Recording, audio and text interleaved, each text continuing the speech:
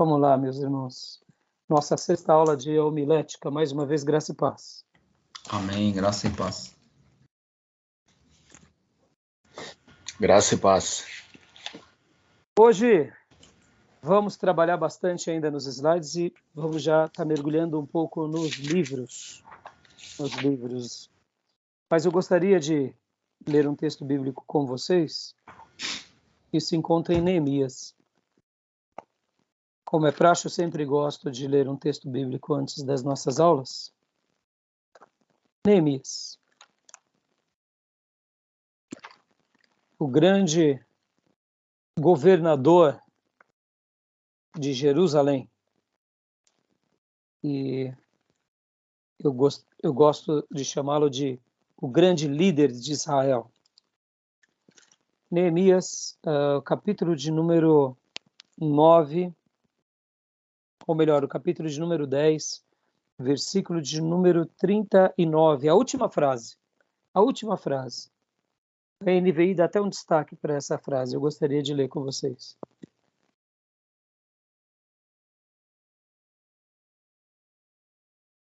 O senhor pode repetir o verso? Neemias 10, 39. 39. É literalmente a última frase. A NVI até coloca entre parênteses. Ou melhor, entre aspas. Pode ler para nós, pastor?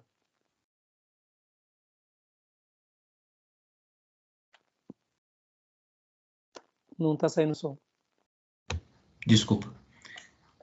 Não negligenciaremos o templo do nosso Deus. Aleluia. Que lindo, não? Meu Deus. Que lindo. Vocês já devem ter lido o livro de Neemias. Mais do que uma vez. Quem sabe até estudado esse livro. E por que eu quero fazer aqui um comentário nessa introdução?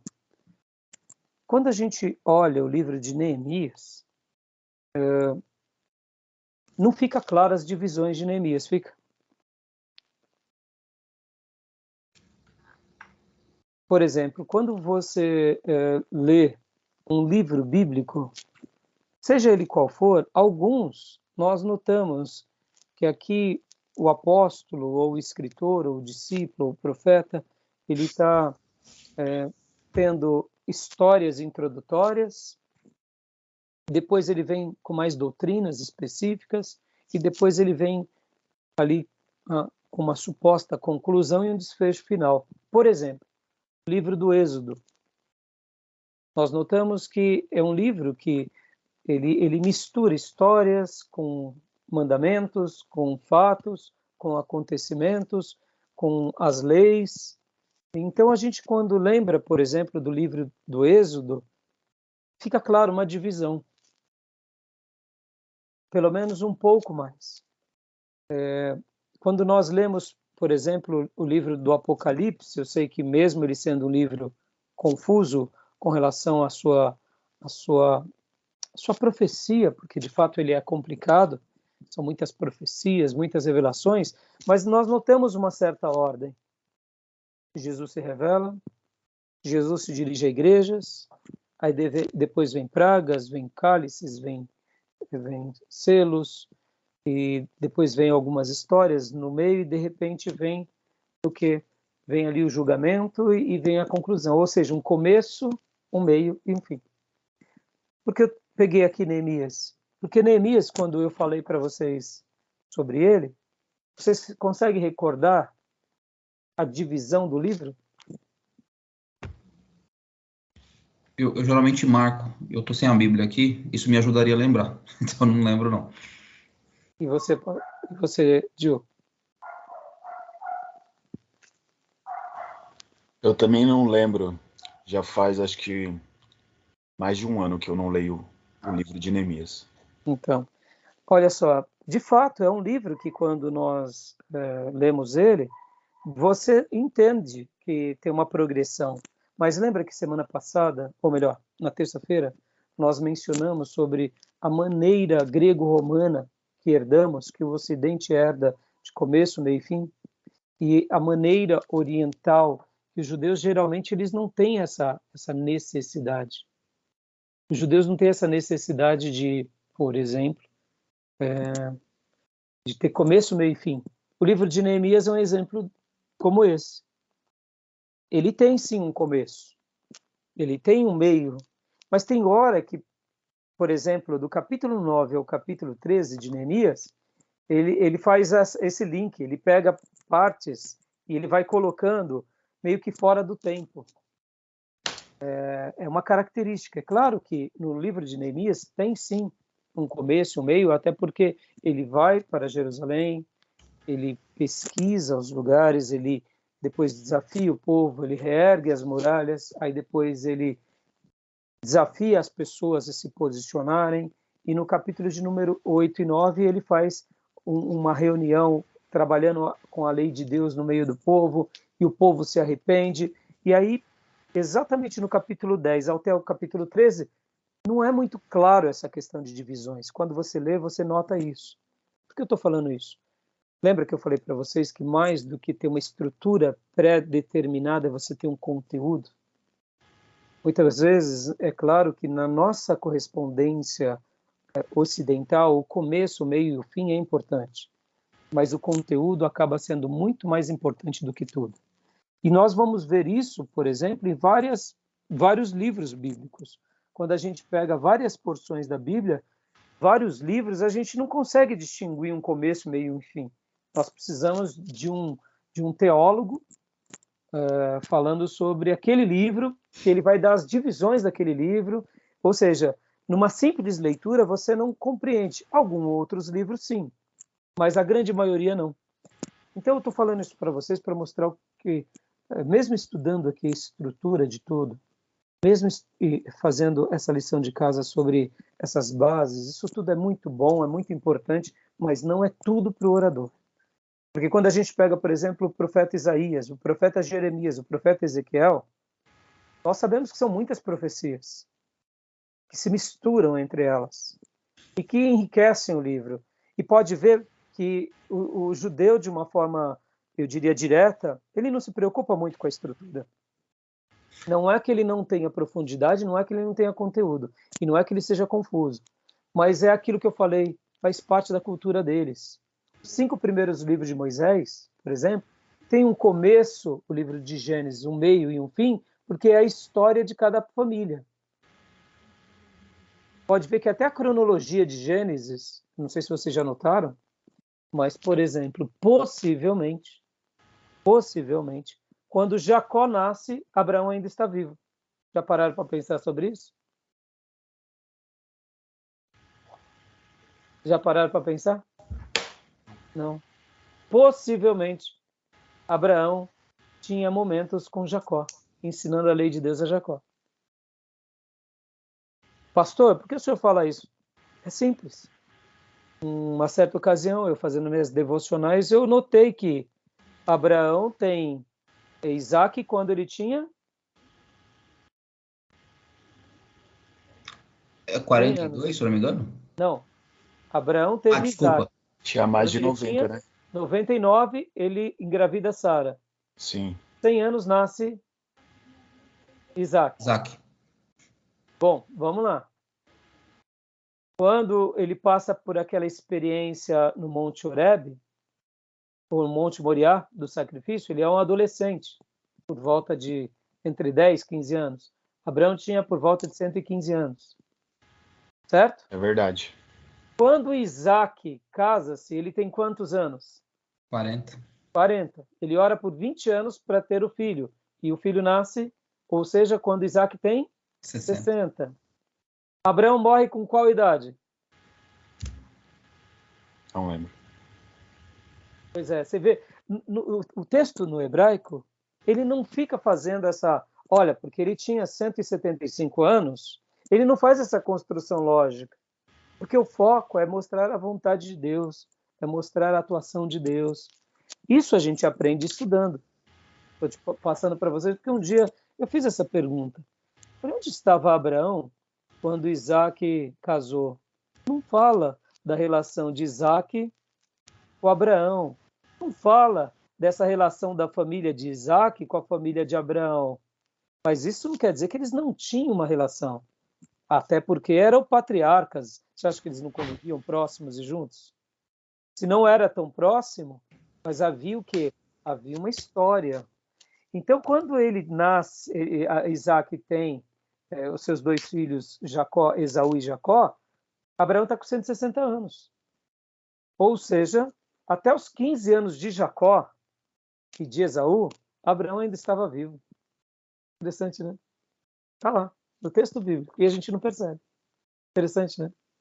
E por que eu falei tudo isso para vocês? Para mostrar o seguinte, que os judeus eles têm uma maneira de pensar, e a estrutura não significa que a nossa estrutura é a melhor ou é a mais correta. É uma estrutura que se convencionou. É uma estrutura boa, que para nós é a correta. Mas quando a gente lê as histórias da Bíblia, como eu disse, o próprio livro de Gênesis, você vê uma cronologia por causa dos fatos, mas você não vê alguns links, como isso que eu acabo de dizer, né? Então isso é muito interessante. O próprio livro de Êxodo, Levítico, Números, Deuteronômio, praticamente a mesma coisa. É claro, tem uma estrutura, mas podem ver que eles não se apercebem, eles não ficam guardando datas, registrando datas. Alguém já disse que Deus ele expressa a sua vontade, ele narra a sua vontade, ele não fica se justificando. Então, estou falando tudo isso só para recordar que nos slides passados nós falamos sobre o título, nós falamos sobre a tese, nós falamos sobre a introdução, nós falamos sobre os assuntos, argumentos e falamos sobre a conclusão. Ou seja, essa é a estrutura de um sermão. É a estrutura de um sermão. Agora, muitas vezes não significa que você vai ficar também engessado. Muitas vezes, porque tem vezes que você vai notar que você vai ter ideias. E dessas ideias você tem que ser criativo. Você tem que se entregar nas mãos de Deus para poder ser útil. Então, só quis fazer esse comentário com vocês, porque isso é bem interessante. Jones, pastor Jones, você ia perguntar alguma coisa ainda agora? É que eu não tinha entendido a tua pergunta inicial. Quando o senhor falou, eu estava na minha cabeça pensando cronologicamente. E aí o senhor já respondeu, na verdade, a ideia é trazer ideias. E pode ser que ele traga um fato do passado, no presente do passado e assim por diante. Por isso que eu peguei esse texto aqui de Neemias. Neemias, quando você lê principalmente esses capítulos finais, ele não está tão preocupado com o tempo, ele está preocupado aqui em falar algumas coisas, em traçar algumas linhas, em revelar algumas coisas da parte de Deus. Mas existem vários livros bíblicos, não estou dizendo que não tem uma ordem nem uma inteligência, irmãos. Eu estou dizendo que nem tudo é tão fechadinho. Sim. Nem tudo é fechado de forma cartesiana, sabe? Dessa forma. É claro que tudo que Deus faz, ele faz de uma forma em que entendamos a sua vontade, de uma forma que possamos entender a sua revelação. Mas, assim, tem vezes que a gente fica surpreso de como ele revela, como a comunicação divina é criativa, como a comunicação divina é abundante. Peguemos, por exemplo, o livro dos Salmos. Cada salmo tem... As nossas Bíblias foram divididas de forma organizada, mas é um apanhado de livros, era um apanhado de cânticos separados. Tudo isso eram revelações dos profetas, dos salmistas, dos poetas, dos levitas, que eles tinham como revelação sagrada que, imagina, ficava tudo numa pasta. O Salmo 1 foi colocado ali, não porque ele era o Salmo 1. Depois vocês vão aprender isso em introdução do Antigo Testamento e do Novo Testamento. Mas foi organizado assim porque se convencionou que aquela ideia do Salmo 1, ela é melhor para abrir o livro dos Salmos. Está entendendo? Mas qual é o Salmo primeiro de todos? Vamos lá, quem ousa aqui dizer qual que é o primeiro Salmo de todos? Eu nem me arrisco. Olha que se vocês tentarem... É óbvio assim? Não, vou ajudar. Quem são os escritores dos Salmos? Davi, Salomão, Asaf. Quem mais? Curiosamente. Os filhos de Coré. Filhos de Coré. Opa, Coré Que Coré que ele está falando ali? Seria os descendentes de Arão? Opa! O Gil falou Salomão. Eu não me recordo do Salmo de Salomão. Qual é o Salmo de Salomão? Não estou recordando agora. Ou você não está falando outro Salmo? É o Salmo 90. Foi um chute. Bom, chute, então chutou. Então, ainda bem que eu estou vivo. Eu endossei, mas eu fiquei pensando de Salomão. Mas Salomão tem Cantares, que também é uma... Mas assim, eu não lembro se Salomão tem algum salmo. Mas o Salmo 90 é de quem, irmãos? É de Davi, né, pastor? Salmo de Davi, não é? Dá uma olhada aí, vamos lá. Moisés. Moisés. Então, possivelmente, um dos primeiros salmos foi de Moisés. Esse Moisés, hein? Meu Deus. Tá até lá no Salmo. Experimentado, né? Entendeu? Interessante, né? Asaf, você vê, tem vários outros escritores dos Salmos, mas então, possivelmente, o primeiro Salmo é o de Moisés. Pode ver que até a mesma canção de Miriam não está nos Salmos. Não está nos Salmos, mas ela cantou, está lá no Êxodo. Mas o Salmo de Moisés possivelmente deveria ser o Salmo 1. Interessante, né? Ou seja, a ordem, percebam que a ordem é uma coisa mais ocidental. Essa nossa ordem, ela é boa para nós, não significa que seja a única ordem correta. Tá bom? Eu estou fazendo isso até para reprisar aquela ideia do sermão. Tá bom? Vamos lá então para os nossos slides. Alguma pergunta até aí? Não, tranquilo. Tranquilo? Vamos lá. Então vamos para os slides.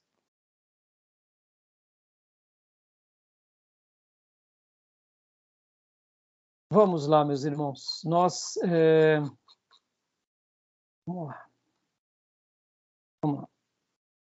Homilética. O esboço em si nunca é um sermão completo. É preciso expandir e desenvolver sua estrutura. Concordam com essa afirmação? Concordo. Tranquilo, né? Algo que realmente é uma verdade. O esboço, por mais que você faça um esboço pequeno, objetivo, ou um esboço mais arrumado, ele nunca é um sermão em si. O sermão vai ser a construção desse esboço, a maneira em que se fala, a forma que se fala, a maneira em que você apresenta, a entonação da sua voz, a emotividade, aquilo que nós falamos, inclusive em homilética e também aqui em hermenêutica e aqui também em homilética, sobre a arte. Né? Não é só técnica, não é só ciência, é arte. Inclusive, deixa eu até mostrar um desenho aqui para vocês, só para enriquecer esse comentário. Olha só. Vou pegar aqui. Ó, interessante. Deixa eu só fazer aqui. Geralmente, o que é um esboço, né?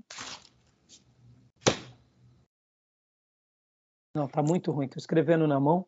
Tá pior do que eu não tenho uma caneta. Deixa eu ver se essa caneta aqui minha eu consigo escrever. Não, tá bom. É um tablet? É a tela do meu computador, ele é touch, né? Mas para escrever com mouse é ruim, né? Olha, escrever com mouse é muito ruim. É muita habilidade aí. Mas é que, quer ver? Eu vou conseguir. Peraí. Agora desafiou o pastor. Agora vamos lá. Ah, não, meu Deus do céu, não ficou boa, não. Calma aí. Só um minuto. Mas eu acho que eu entendi o que o senhor escreveu ali. Deu para entender, né? Não, mas ele não consegue. A letra fica difícil de ajustar. Agora eu vou. O pastor está usando a ponta do dedo? Isso, me dá uma dica. Título. Ótimo. Título. Pois nós estamos na introdução.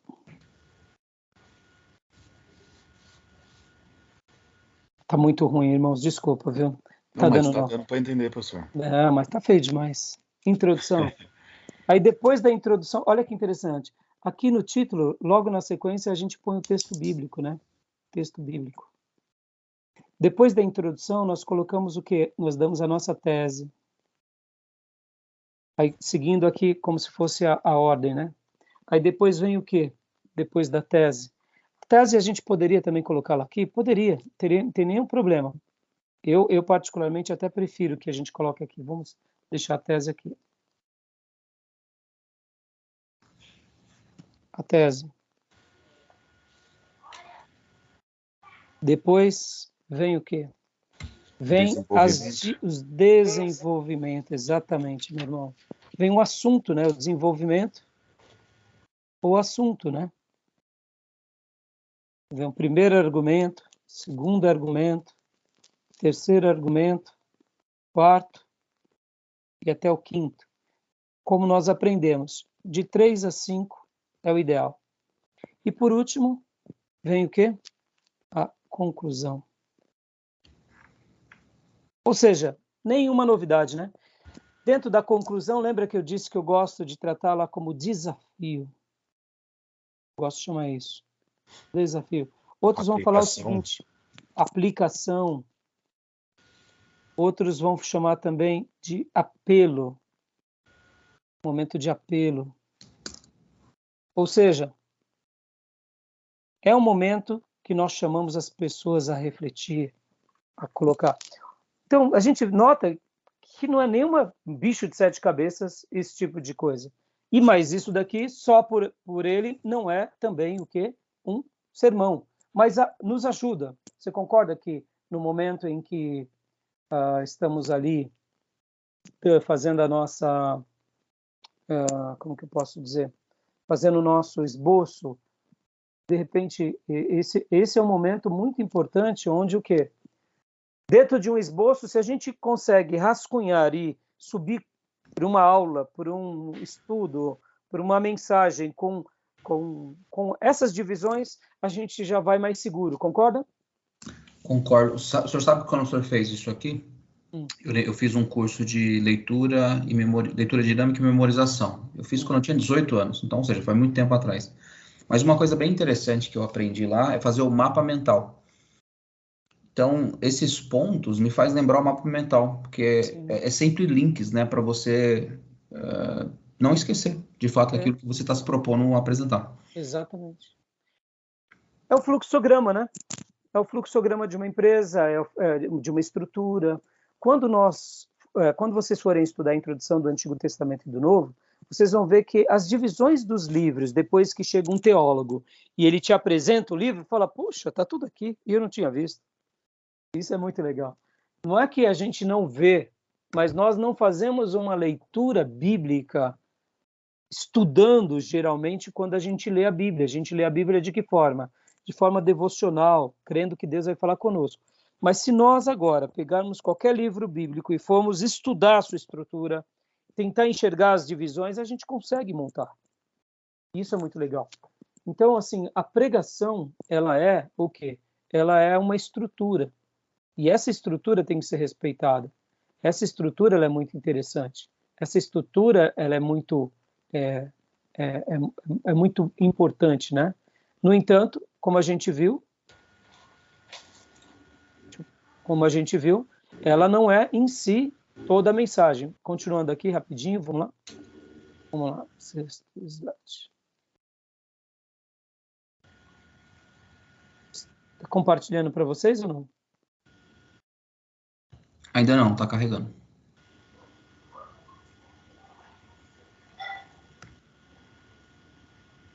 Foi?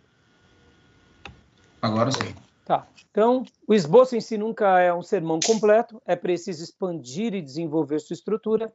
E aqui vem esse slide, ele vai estar trabalhando sobre a ideia da maneira em que nós colocamos, da maneira em que nós falamos, ou seja, fazemos a nossa exposição. Então, o que é a exposição? É a interpretação, explanação e argumentação do texto. A gente vai estar trabalhando já nos diversos tipos de sermão. Tem o sermão temático, tem o sermão tópico e tem o sermão expositivo. Aqui, quando ele fala sobre a exposição, o pastor ele está querendo falar um pouco mais, indiferente do tipo do sermão, como que você expõe ele, como você interpreta ele, como você apresenta, explana ele, como que você leva as pessoas a compreender aquelas lições. Lembra que semana passada nós falamos sobre as divisões?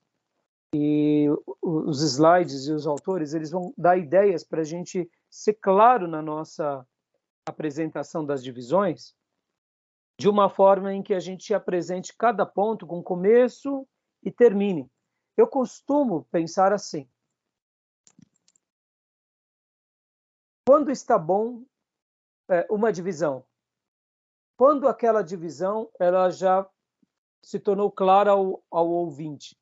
É quando eu já explanei ela bem. Se o meu sermão tem 3 pontos, o meu primeiro ponto eu me fiz compreendido, então se a igreja conseguiu compreender bem aquele primeiro ponto, está ótimo. Claro que se eu souber como fazer a transição do primeiro para o segundo, vai ser uma questão de naturalidade. Por quê? Porque você já falou tudo o que você precisava falar, já explanou, já defendeu aquele ponto, naturalmente já está pronto para ir para o próximo. E assim sucessivamente. Pode ver, né? Não tem um segredo, propriamente dito, de como que eu faço para fazer a transição do primeiro para o segundo ponto. Claro que existe uma técnica, mas como que eu passo para vocês isso de forma prática? Quando você vê que você conseguiu passar aquele ponto com lucidez, com clareza, e todos entenderam. Se todos entenderam, já pode ir para o segundo. Não fique tão tenso. Estão entendendo o que eu quero dizer? Sim. Né? Uma sensibilidade também, né? Oi? É uma sensibilidade, inclusive. Exatamente, Exatamente. Porque muitas vezes a gente fica assim, tá, como que eu faço a transição? Eu fico tenso e eu travo. Não, siga o fluxo naturalmente do ensino. Falou sobre aquele assunto, viu que todos já compreenderam, que você não tem mais nada para dizer, não fique enrolando sobre ele. Já vai para o segundo. E assim sucessivamente. Tá bom? Continuando. Exposição. Lê para nós, Gil. 1. Exposição 1.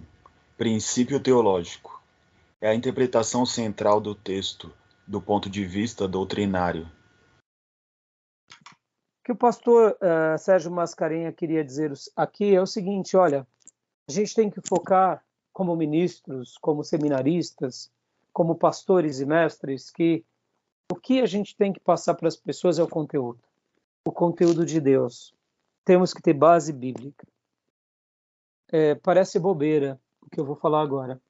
Muitas pessoas têm uma história bonita. E eles pegam a história bonita da vida e eles colocam textos bíblicos. Isso pode até servir para alguma coisa como uma ferramenta didática. Mas você concorda que o carro-chefe foi a história e não foi a teologia? Vocês conseguem enxergar isso? Isso é um pouco perigoso. Por quê? Porque eu tenho que ter algo interessante da vida para aguçar o sentido dos meus irmãos. Não estou dizendo que você não possa fazer isso, não estou querendo dizer que isso seja errado, você fazer uma ponte, mas eu estou dizendo o seguinte, se a minha exposição ela é uma exposição que deve ser feita na igreja para doutrinar as pessoas, para levar as pessoas a Cristo, para formar o caráter de Cristo, logo ela tem que estar fundamentada em teologia, em Bíblia, em ensino, em conteúdo. Quantas são as pessoas que agora vamos fazer uma avaliação crítica aqui. Quantas são as pessoas que são divertidas, ficam 15 minutos divertindo a igreja, não contam uma história, não lê um texto bíblico, mas é uma diversão, todo mundo ri. Aí eu pergunto, será que ele está cumprindo a missão dele como pregador? Ele é um pregador do evangelho ou ele é uma pessoa que fica fazendo entretenimento do público cristão? Estão entendendo? Palestrante, né? um palestrante. Vocês estão entendendo? Isso é muito interessante. Eu estou falando isso para vocês, irmãos, porque eu já notei que muitas vezes,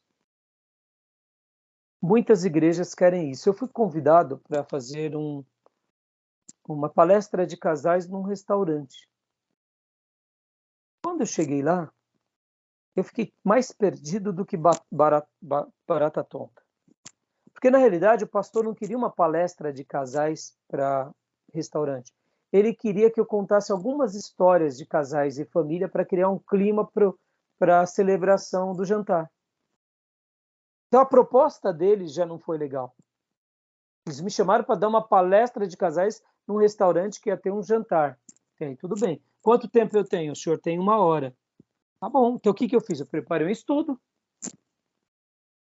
Só que, ao chegar lá, não era isso.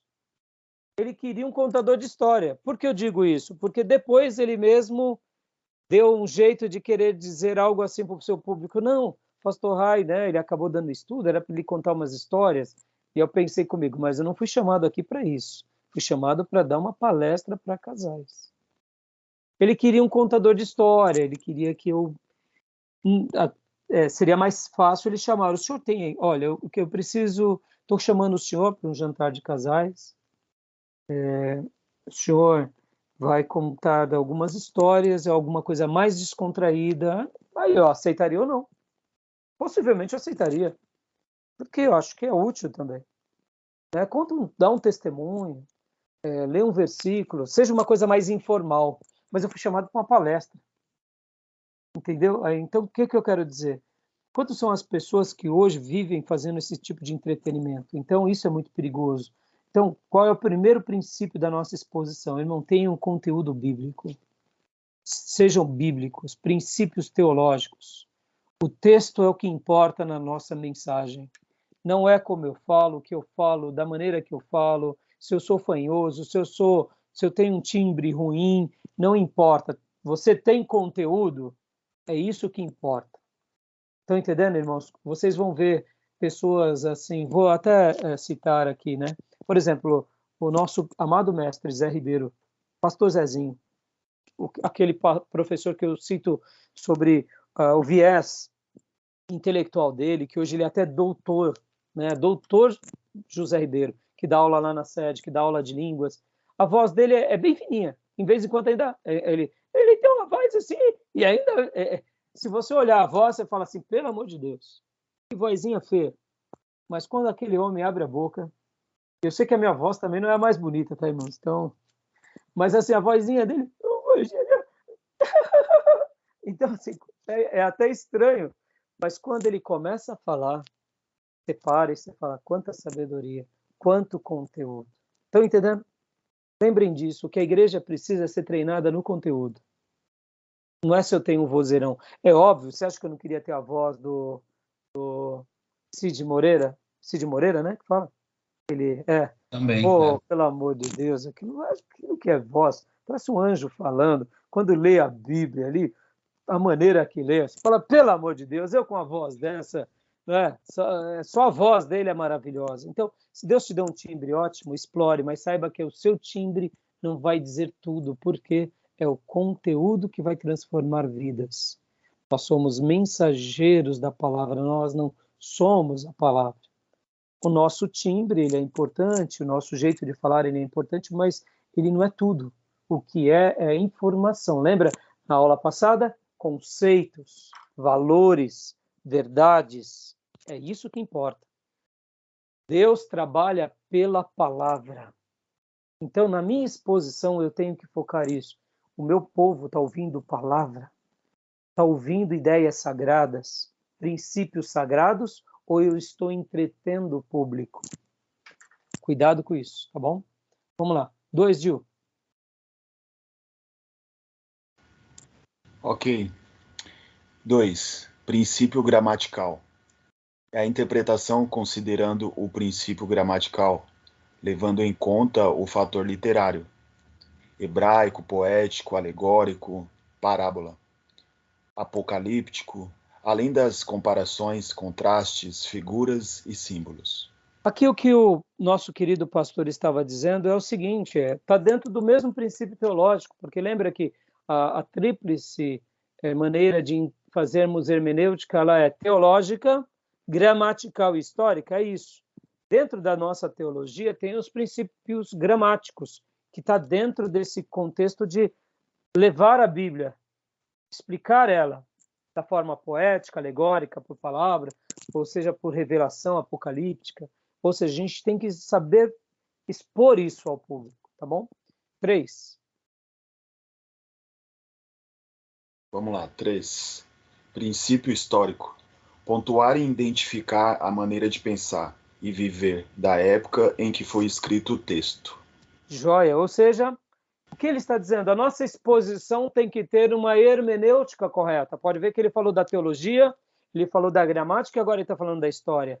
Ou seja, eu tenho que saber fazer essa ponte. Ontem, por exemplo, eu preguei sobre o livro de Hebreus não, sobre o livro de Neemias, e aí eu fiz uma síntese no final de Neemias. E eu falei assim, olha, Neemias aqui, ele fica tão frustrado com o povo que ele tem um ato, que eu não sei se vocês vão lembrar, que ele bate em alguns, arranca a barba e os cabelos. Lembra desse episódio? Já pensou o pastor fazendo isso hoje na igreja? Meu irmão! Por muito menos já é apedrejado, né? Imagina. Já vai preso, né? Imagina Neemias, né? Naqueles dias. Arrancou o cabelo de algum e a barba. Dá para ver que ele deu um safanão. Por quê? Porque ele dedicou a vida dele para aquilo, se posicionou e agora ele viu, depois de algum tempo, alguns se corrompendo. E ele vai lá e sacode, chamando a responsabilidade. Eu sei que é uma questão cultural. E olha aí onde entra a questão histórica. Hoje a gente tem que fazer uma ponte. Hoje nós não podemos fazer isso, porque por muito menos a gente vai preso. Um pai batendo num filho já pode ir preso. Quem dera um pastor num membro. Pelo amor de Deus. Né? Dá processo. Né? Eu não sei se você sabe, até hoje a gente tem que tomar cuidado com a diabofobia. Né? Se você não tomar cuidado, o diabo te processa. Todo mundo te processa, né? Entendeu? Diabofobia. Tá bom? Tem que tomar cuidado. Né? E de repente ele vai fazer uma petição para o Supremo ainda, para melhorar. Porque qualquer coisa você não pode falar mais de ninguém, nem de nada, nem se expor, porque senão o Supremo vai te canetar. Até porque de toga preta e o bicho preto, quem sabe eles seguir. Tudo ali, né? Olha aí, se esse vídeo cai no Supremo, vamos derrubar ele do ar. Exatamente. Nem todos do Supremo são diabofobia, tá?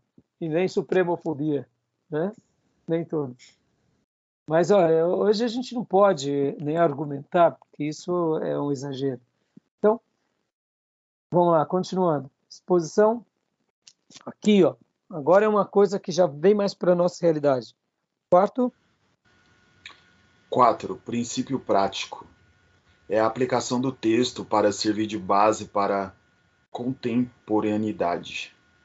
Essa é uma das partes mais difíceis numa mensagem. Fazer uma aplicação correta. Como a gente extrai essa verdade, como a gente coloca essa verdade. Mas, ao mesmo tempo, é o exercício. É o exercício. É o exercício com o tempo, é a maneira em que a gente enxerga, é a maneira que a gente vive, mas é uma das áreas mais poderosas no sermão. Por quê? Porque você traz para a prática. Lembra que há pouco, quando fiz aquele desenho, nós falamos que logo depois da conclusão vem a aplicação, certo? A aplicação, ela não necessariamente tem que ir no final. Você pode estar fazendo a aplicação em cada argumento. Você pode estar, por exemplo, seu primeiro argumento, você falou de coragem. Você não precisa chegar lá no final para fazer a aplicação. Você já pode interagir com o público naquele momento, trazendo as pessoas a refletir sobre isso.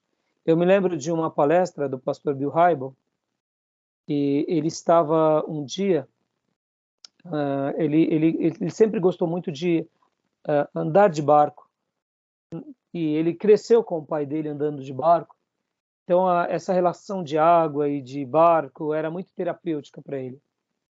E um dia ele disse que eles construíram uma igreja bem grande, né, e do lado dessa igreja tinha um lago, eu não sei se era nesse lago que ele estava ali, tendo um momento de devocional, um momento de oração, ou se foi em um outro lugar. Eu sei que foi num barco, mas ele fez uma oração, e eu nunca mais me esqueci dessa oração que ele fez. Ele disse que ele começou a orar ali, e ele começava orando assim: Senhor, me dá a santidade de José,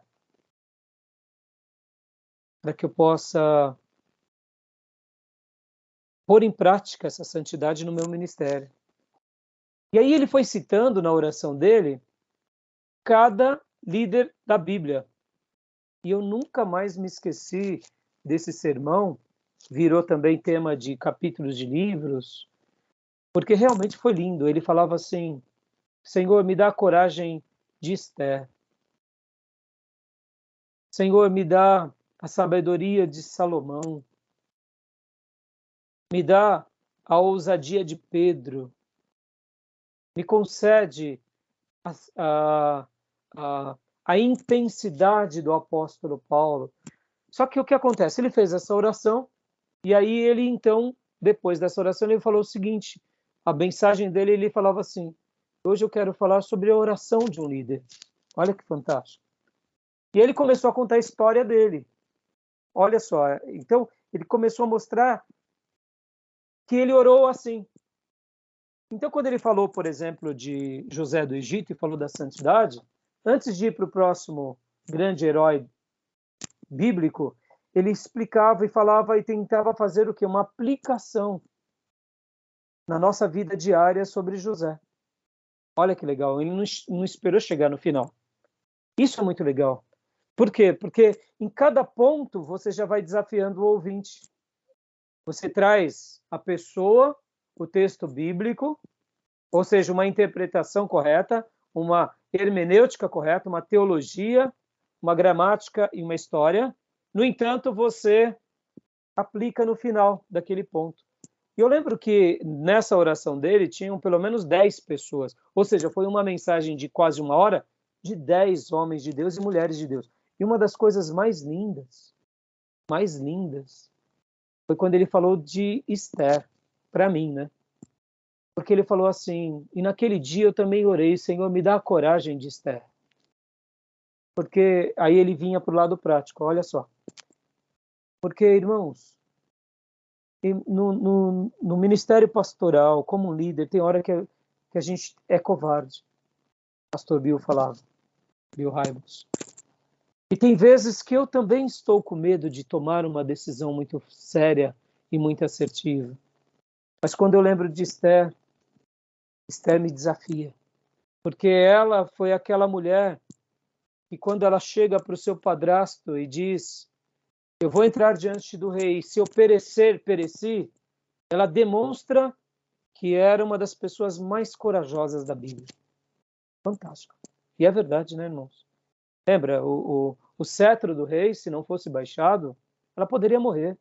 Então ela desafia seu padrasto e fala: jejuem e orem por mim, eu e as minhas servas estaremos, e eu vou entrar diante do rei, e se perecer, pereci. Ou seja, eu estou disposta a morrer por Deus, pelo nosso povo. Mesmo como rainha, estou disposta a renunciar ao conforto e a me posicionar da forma em que Deus quer. E aí o pastor Bill Hybels, olha que interessante, ele começa a contar histórias de jovens que naqueles dias nos Estados Unidos tinham passado por aqueles atos violentos de um outro colega com armas e dando tiros nos próprios colegas. Lembra que teve uma época nos Estados Unidos que era muito frequente isso? Né? Jovens. E aí o pastor Bill conta a história de uma garota que um dos amigos tirou uma arma e começou a dar tiros e pôs a arma na cabeça de uma crente, de uma menina da classe. E agora, você vai negar a Deus? Ela falou: não, de jeito nenhum. Ele foi e matou. E aí ele até comenta isso, você viu? Essa garota morreu, mas ela não negou a Deus.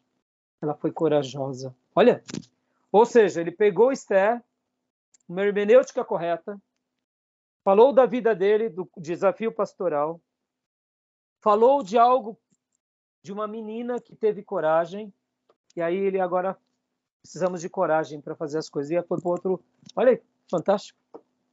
Está entendendo? A aplicação, ela pode ser feita no argumento. Não está errado. Está errado. Por isso que eu estou falando que a estrutura, ela pode ser trabalhada. Você pode dar a sua criatividade, né? Por exemplo, nessa mensagem do pastor Bill Hybels, em quase todos os pontos, que são pessoas, líderes que ele ora em cima, ele também ilustra, ou seja, ele tem pelo menos 10 ilustrações. Geralmente, quando a gente está aprendendo aqui sobre a estrutura, não é aconselhável ter muitas ilustrações. É verdade. Mas tem vezes que você pode pôr muitas ilustrações, vai enriquecer sua mensagem. Ou seja, não há uma regra. Estão entendendo? Legal, não? É muito interessante isso. Na mensagem do Billy Graham, por exemplo, vocês vão ver que em cada uma das 7 igrejas ele ilustra de uma forma. Eu ia comentar isso agora. Ele ilustrou. Não é? O que você achou dessa mensagem, Gil? Maravilhosa, né? Da mulher lá que limpou o quadro de Jesus lá e falou que não o negaria. Muito legal. Cada igreja ele vai ilustrando com uma ou duas ilustrações. Segundo os critérios da hermenêutica, isso está errado, ou melhor, da humildade, está errado porque você está enriquecendo, você está colocando muitas coisas, mas depende. Não tem uma regra. Eu diria, você só tem que ter eu diria, essa sabedoria de temperar adequadamente. Sabe, eu gosto de cozinhar. Muitas vezes você tem 10 temperos. Se você souber colocar na medida, fica maravilhoso. Maravilhoso. Então, não tem uma regra, desde que seja na medida, entendeu? Tá bom? Beleza? Então, aqui a questão prática. Ficou clara a questão prática? Sim. Então, Ficou vamos lá. sim. Próximo, aplicação. Aplicação. É o meio a qual o pregador usa para a persuasão dos ouvintes reagirem à mensagem revelada. Joia. A gente já mencionou sobre isso. Quando usá-la? Quando usá-la? Depois de cada divisão, conceito ou subdivisão. Joia. Acabei de falar sobre isso, né? Continuando aqui. Peraí, pulou vários. Aplicação. Continua para nós, Gil. Princípios para a aplicação. Primeiro, relacione o sermão aos problemas e necessidades. 2. Use os próprios personagens bíblicos tratados no texto. 3. Mostre como a palavra pode ser aplicada para a sua vida. 4. Tire do texto princípios aplicáveis em todas as épocas. 5. Não elimine o caráter profético. Tá claro aqui? Querem fazer algum comentário? Tem alguma dúvida? Acho que está bem claro, pastor. Tá bem claro, né? Ok. Joia. Vamos lá, então. Agora vamos à ilustração, meus irmãos. Isso, olha, no livro de Spurgeon, Lições aos Meus Alunos, Spurgeon vai dedicar vários capítulos sobre o poder da ilustração.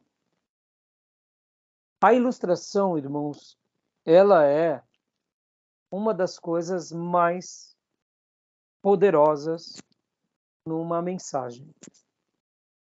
Colocá-la adequadamente é praticamente garantir que as pessoas não se esqueçam dessa correspondência ou dessa aplicação. É muito legal quando a gente coloca uma ilustração na hora certa. Porque quando a gente coloca a ilustração na hora certa, aquilo vai cair como um presente de Deus no coração do ouvinte. Vocês vão ver na experiência de vocês que muitas mensagens que vocês vão pregar, as pessoas vão ser impactadas pelas ilustrações. É óbvio que é a palavra de Deus sendo pregada, mas no momento que você ilustra adequadamente aquela mensagem que você já está trabalhando, a pessoa se abre a uma compreensão. Não é que a ilustração é mais importante do que a palavra, mas a ilustração, muitas vezes, ela é o meio pelo qual a pessoa compreende a palavra.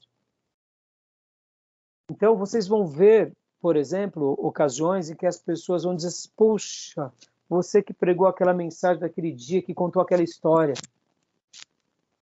Eu lembro até hoje que você falou. Tem vezes que eu sou abordado, puxa, pastor, aquela mensagem, eu fico tentando assim, falando, tá. Aquela mensagem, eu tento Qual, lembrar. Né? E aí a pessoa toca na ilustração. Fala, agora eu lembrei. Até para mim serve como uma lembrança. Entendeu? Então isso é muito interessante. E podem ver que Jesus, o que ele fazia com as parábolas? O que eram as parábolas? Além de ser uma revelação, era uma revelação com ilustração. Concorda? A parábola é uma revelação divina de forma contada por meio do quê? De uma figura de linguagem. Então é uma revelação ilustrativa. A ovelha perdida, o filho pródigo, a porta, o lobo.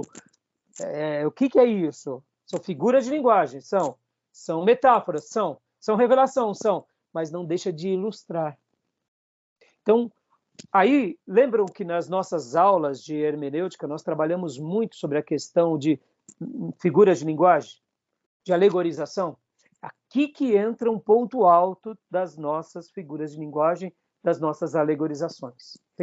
Então, assim, sempre procurem explorar isso. Agora, a gente vai aprender nos livros vários tipos e várias técnicas de ilustrar. E, na minha opinião, a melhor ilustração que existe é a própria palavra. Estão entendendo? Você está falando sobre santidade, você conta uma história bíblica de alguém que venceu porque ele foi santo, você está dando o ensino e está ilustrando com ele. Ou seja, que é uma ilustração mais poderosa do que o próprio personagem bíblico, a própria biografia bíblica. Na minha opinião, agora nem sempre você vai usar isso. Pelo contrário, você tem que ser criativo, você pode usar outras coisas. Então, a ilustração, ela é poderosíssima. Pode perguntar, professor. Você fez assim? Não, pastor, fiz não. Não? Tá. Então, continuando aqui a ilustração, né? Pode ler para nós, Gil. É a iluminação do sermão com alguma ideia histórica de um personagem bíblico ou para elucidar o conceito. Ou não, né? Um personagem bíblico Isso, ou não. ou não elucidar o conceito. Para elucidar um conceito, né? Continua para nós. A ilustração é para o sermão o que a janela é para a casa. Aqui, meus irmãos, esse ponto é um dos mais lindos sobre esse ponto. Ou melhor, essa frase é uma das clarezas mais lindas sobre esse ponto. O que é uma casa sem portas e janelas? Principalmente sem janelas. Escura. A ilustração é essas janelas que se abrem para os quintais, para as montanhas, para os jardins. Então guardem isso. Você pode até construir uma boa casa, mas muitas vezes quando você tem um ambiente muito fechado, porque você está numa selva de pedras, a gente tem que pôr um quadro, a gente tem que pôr alguma coisa. Mesmo que uma janela fictícia, a gente tem que parecer que lá fora tem alguma coisa bonita. Por exemplo, né, o seu fundo, pastor, né, dá para ver uma cidade aí, né? Uma cidade. Olha como fica lindo uma casa, um prédio, um lugar onde as paredes demonstram o lado de fora. A ilustração é isso. Ela não deixa com que a casa fique feia, pelo contrário, ela embeleza a casa. É isso que é a ilustração para um sermão. Pastor, eu quase não ilustro, então pelo menos coloque uma ilustração no sermão. Tente colocar uma. Ou na introdução, ou na conclusão. Entendeu? Mas ela é importantíssima para aquele que realmente prega. Continuando aqui.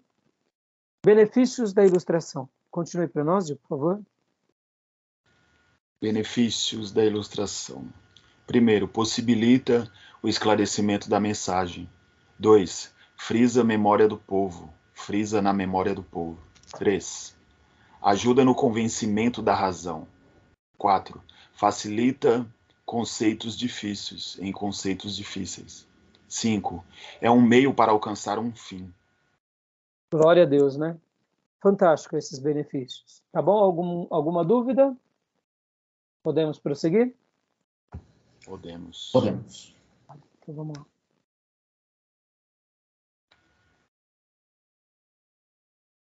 Ilustração, onde usá-los? Primeiro, introdução. Segundo, argumentação. Terceiro, conclusão. Ou seja, em tudo, né? Pode usar em tudo. Pastor, mas tem hora que eu estou sem ilustração. De fato. Aí Martyn Lloyd-Jones vai dizer o seguinte: tenha sempre uma caderneta, nos seus dias era caderneta no bolso para você tomar nota. Hoje a gente tem um smartphone, né? Hoje, por exemplo, o pai me presenteou com uma mensagem para domingo. Né? Eu confesso que esse domingo ainda eu não tinha uma coisa muito clara para pregar. Preguei sábado passado, preguei domingo, dei aula na terça, preguei ontem, estou dando aula hoje, então domingo estava... Então, assim, eu confesso que eu estava sem o assunto, e como eu concluí a mensagem já, aquela série de mensagens, e domingo passado, inclusive, preguei dando sequência ainda. Já tinha concluído, mas nasceu mais uma mensagem. E hoje nasceu mais outra sequência das outras. Então, o que eu fiz? Eu anotei aonde? Eu anotei aqui no meu... Eu estava correndo para ir para a igreja, porque eu tinha um compromisso, e na hora não dava para anotar em nenhum lugar, então o que eu fiz? Eu já anotei.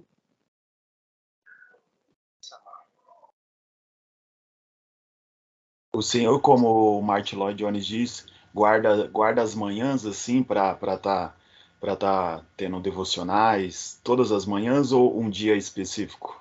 Então, assim, desde quando eu me converti, eu sempre procurei levantar pelo menos meia hora mais cedo, para criar disso um ritual de vida. E isso foi o que mais me ajudou em toda a caminhada, quando eu trabalhava na Bolsa. Então, indiferente de qualquer situação, eu tenho já os meus hábitos, mas entre os meus hábitos, a devocional era imprescindível, né? E agora, dando tempo integral, aí que eu me sinto muito mais no dever, né? Então, aí eu praticamente, diante dessa nova responsabilidade, já são 13 anos dando tempo integral, ou melhor, 13 anos. Então, o que acontece? Eu faço questão de dedicar um bom tempo pela manhã, de leitura, de meditação e de oração. Todos os dias, entendeu? Agora, é claro, né? Se eu estou com muitas tarefas, eu diminuo um pouco isso, né? Até porque, como eu estou vivendo integralmente, então eu consigo me ajustar, eu consigo distribuir. Mas hoje, inclusive, foi pela manhã na minha devocional. Glória a Deus. Pela manhã na minha devocional. Eu estava degustando daquela passagem que lemos, inclusive na terça-feira, que Davi fala que dos meus lábios, Deus colocou palavras nos meus lábios, lembra que a gente leu aqui? Sim. E naquela ocasião, terça-feira, a minha devocional só foi aquele texto, eu não consegui sair dali, eu fiquei ruminando aquilo e louvando a Deus pela convicção de Davi. E ontem fiz minha devocional, não lembro exatamente qual foi o texto que eu li. Ontem eu não sei se eu li de novo essa mesma porção, texto pequeno. E hoje eu comecei a ler a sequência desse texto, que são os valentes de Davi. Lembra a galeria? Irmãos, ali começou a nascer uma mensagem tão fantástica que eu já comecei a tomar nota aí. E aí, geralmente, eu tomo cuidado, porque eu faço a devocional para depois fazer meus estudos. Mas quando acontece isso, eu dou a pausa. É como se eu dissesse, o mestre está falando, então eu vou tomar nota. Entendeu? Aí eu já começo. Só que hoje, como o tempo estava bem curto, eu anotei aqui. E mesmo depois que eu cheguei na igreja, eu continuei lá, refletindo, anotando e degustando. Né? Então, assim, é assim que eu faço, Diego.